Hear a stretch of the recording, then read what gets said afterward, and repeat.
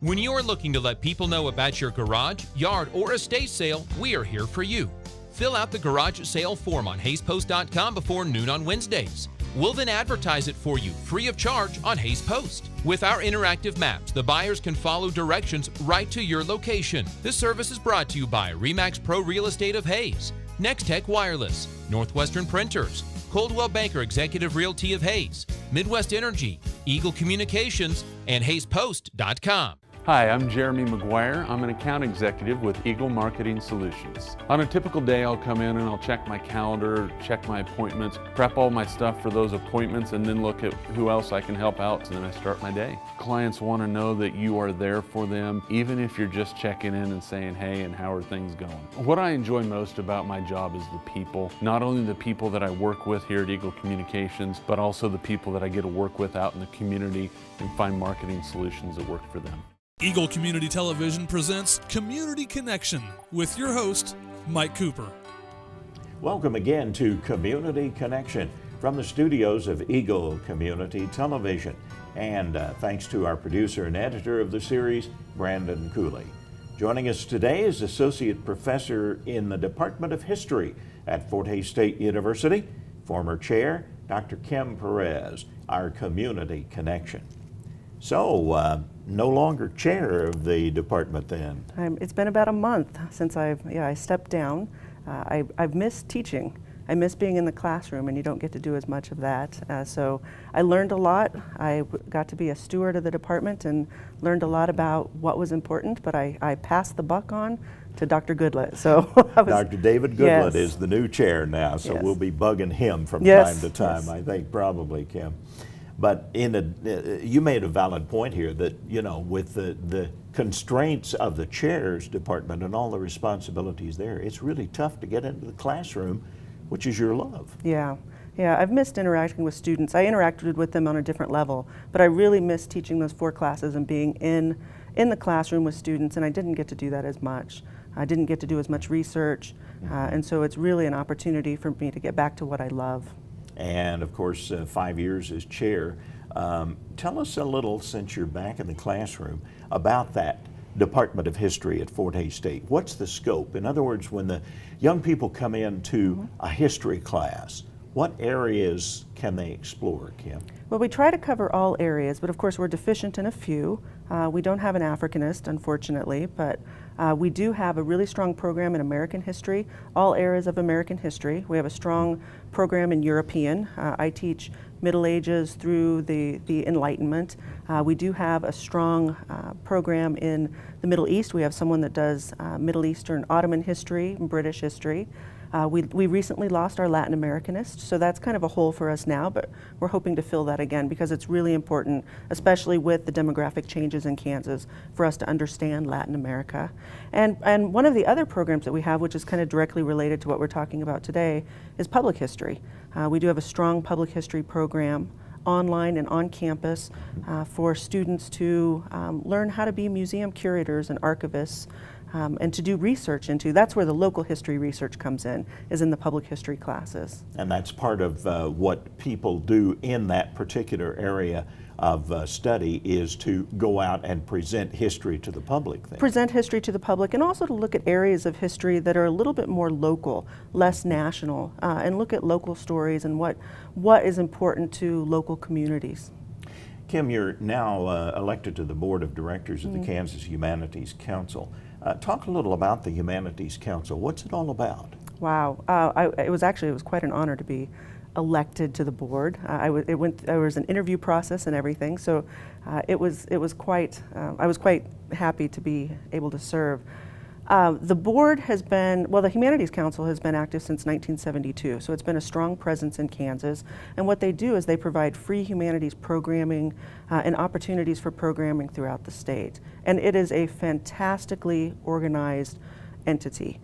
They have, it's a public-private partnership, and so they do get some public monies from the state and from the National Endowment for the Humanities. And so we're doing a lot of advocacy, making sure that the National Endowment for the Humanities stays active. But also they rely on private donations as well.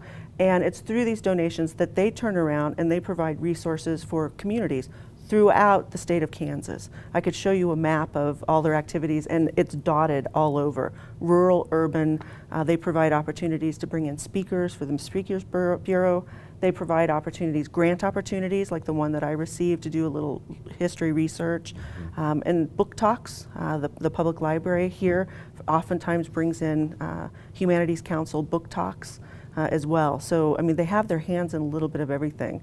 It's a great organization. So the entire state of Kansas really benefits. And it does. And actually, it's one of the things I was talking to, we were at a board meeting a couple weeks ago, and they were talking about, we've been talking with congressmen, making sure that they understand how important the humanities are. And the congressmen in the area really understand that. And one of the reasons that they like the Kansas Humanities Council is it serves all populations, young, old, different ethnicities, urban, rural. Just alone in Hayes, since the mid-90s, we've had 225 Kansas Humanities Council programs here. Wow. So Say that again. That's just amazing. since the mid-90s, 225 Kansas Humanities Council sponsored programs in Hayes. So it's pretty remarkable. They bring a lot of information and insight to our area. And cover a whole range of topics and areas. Everything from water to women writers on the Santa Fe Trail, to Native American history, to African American history, to women's sports, changing demographics, really trying to help people understand what it means to be a human in Kansas, and our shared human experience, and also our different human experience, so we understand our similarities and our differences. I think you've given us a working definition for the public of what humanities are. Right, right, and I mean, it's been important historically so that people understand, again, the human venture, what it's like to be a human, again, the shared cultural experience, but then also the different cultural experience. Democracy really thrives on understanding and conversation, and the humanities really help instill that. You received a grant. Talk about the grant and its use. That was probably one of the funnest projects I've ever worked on. I received a grant through the Kansas Humanities Council to do downtown history research, so of the historic Chestnut Street district. And I had some students down there and then a grad student, and we just dug into the archives. We picked 10 buildings downtown, and we've since continued it. I've had a couple other classes where we've done more buildings. And we looked at, what historically has been on that address. So we chose a site rather than necessarily a building, because there was a time when there wasn't a building there, or there was a different building. And we looked at the history of that site and how many different businesses and what types of businesses, what types of structures had been there, what types of advertising they used. Some of the most fun things that we looked at were advertisings for some of the drugstores downtown, the music stores. I mean, they're just, and so students, we kind of gathered all of that information together and created a narrative for each of these businesses so that they could share their history with customers that came in and the general public. How far back did you go in the research to the history of Hayes? Well, we went back, the Sanborn maps, I think the first one that we could access was in the 1890s. And so we really looked at some of the first sort of plat maps and these were fire maps for the Sanborn Company. It looked at sort of the early development of Hayes, some of the first structures that were in Hayes, when the streets had different names, and so it was really kind of neat to watch that grow and change. And part of that tied in, of course, with a documentary, The Waters of Kansas, came out in 2015. Talk about that a minute. Well, that was I was actually asked to be to do a discussion in Colby, and so there was a documentary, a 3-part documentary that was actually created with Kansas Humanities Council funds. It is available on their website. You can watch it, but you can also bring them in and preview these videos. They're about 20 minutes a piece, and they talk about the importance of water in Kansas. And of course, that connects to, now there's a Smithsonian Institute a display that's making its way around Kansas called the Waterways, that the Humanities Council sponsored, that also is discussing the importance of water. Water is a big issue here. And so I led a conversation. We watched the documentary and led a conversation with some people in Colby about the importance of water, especially the Ogallala there. That was your focus, That the was Ogallala that was the Aquifer. focus of that documentary, yeah. And I didn't create the documentary, I just led the conversation. But it was really kind of interesting. It was outside of my area of expertise, so it was interesting to get insight into something a little bit different. And you might not think water is a humanities issue, but it really is. I mean, there's a lot of human struggle, human need. Water is an important commodity for society. I was going to say you could draw a strong parallel between water and the humanities. Oh, couldn't you, definitely, Ken? definitely, especially in Kansas. Talk about your work with the Ellis County Historical Society on the board. Well, it's been a couple years since I've been on the board. They like to cycle through and get new people in there, and so some of my colleagues are now on the board. But again, another rewarding experience, and I learned so much about local history, and also about the love of history here in Hayes. That's one of the things that's probably impressed me most about being here, is people here love their history. And we, people are down there doing research at the Historical Society. There's a rich array of resources down there, artifacts, but then also newspaper clippings. And so it was really rewarding for me to be a part of that organization, and also to have access to the research, to be able to do some research down there. And Dr. Perez, you've also been an advocate and to try to advance the humanities as well. So how do you do that? How do you advance and advocate in your work? Well, I spent a lot of time doing it obviously in the classroom. That's my primary job, and so a lot of times with students, but that's kind of a captured audience, and so one of the things that we try to do in the department, especially with the public history program, is to try to get out in the community and to share that love of the humanities with the community. For example, we worked with the Leadership Studies Department about a year ago and went through the National Historical Society and did interviews of veterans. So we worked with students to do that, Right. oral history interviews Remember of that veterans. project, yeah. Yeah, and I have a colleague that does public history who shares her love of the humanities with various organizations. So anytime we get the opportunity to go out and speak about humanities topics, we do that. And then when we can't do that, we have the Kansas Humanities Council, and we work with organizations to bring in those resources as well. Well, and it's not only programs and speakers, but it's actually hands-on work with the development of the downtown area, if you will, that is now something that's a part of the fabric of Hayes and its history. Yeah, and that's one of the things. My project on the Chestnut Street District coincided with the redevelopment of the downtown. And one of the things that we were looking at was how have those buildings looked and functioned historically?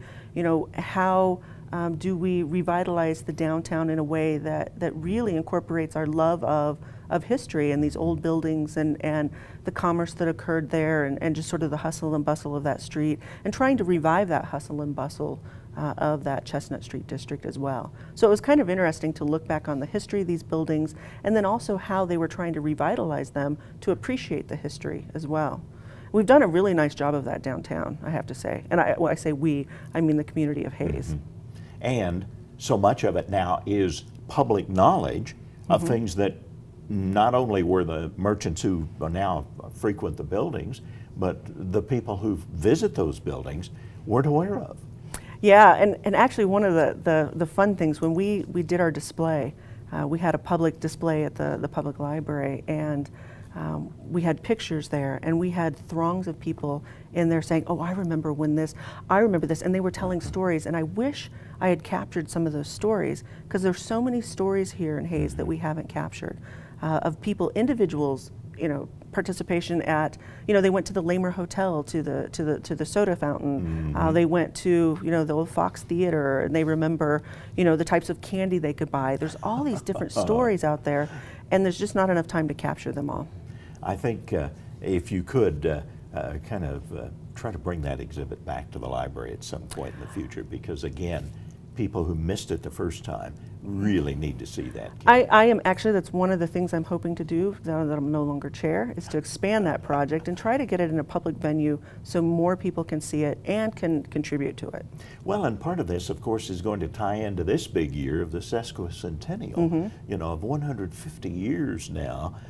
Even though you're not a direct part of that now, you've certainly got a touch of it with the work Sure. you've done for the Chestnut Street District Right. and history in general. Right, 150 years of actually really interesting history in Hays. That's the other thing that has impressed me here, is that there's been a lot that has happened here, a lot of things that sort of mark the history of Kansas that have happened in Hays. And yeah, to be able to celebrate 150 years and also to look back on that.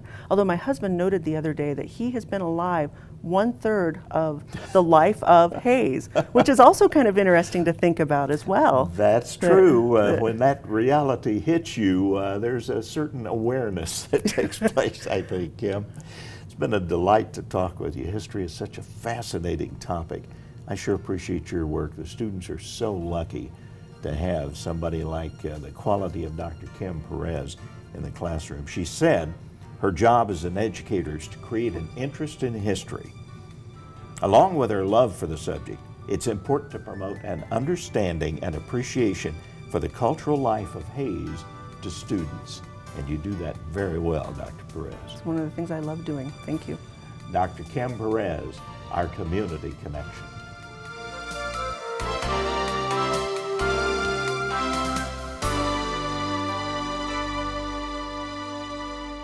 Don't miss the Green and Growing Show in the noon to 9 p.m. hours on Eagle TV. Ellis County Horticulture Agent Holly Dickman will identify common lawn and garden issues while providing up-to-date information. Watch weekdays in the noon to 9 p.m. hours on Channel 14 or 614. Green and Growing, brought to you by Riedel's Garden Center, a full-service garden center west of Hays on Highway 40, and Eagle TV.